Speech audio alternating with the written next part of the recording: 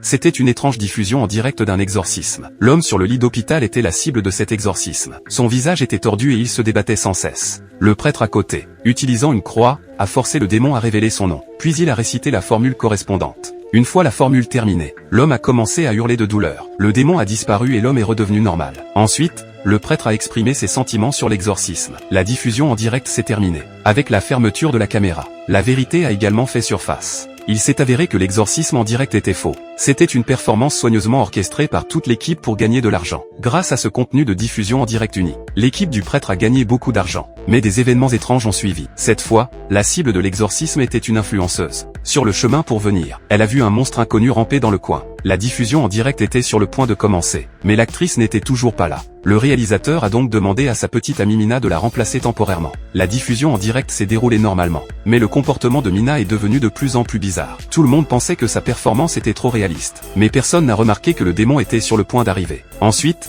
Mina a continué à ne pas suivre le scénario. D'un regard, elle a fait s'enflammer spontanément l'éclairagiste. Quand ses collègues ont pris l'extincteur, ce qui en est sorti était des flammes. Finalement, l'éclairagiste a été brûlé vif. Le prêtre a paniqué, car le démon était vraiment arrivé. Il voulait demander de l'aide aux spectateurs, mais les gens pensaient que c'était un effet du programme. Le démon a dit avec une grimace que si quelqu'un n'obéissait pas aux ordres, les conséquences seraient pires que celles de l'éclairagiste. Il a ordonné au prêtre de suivre les demandes dans les commentaires, se déshabiller et se tenir devant la caméra. Pour rester en vie, le prêtre n'a eu d'autre choix que d'obéir. Mais l'inattendu s'est quand même produit. À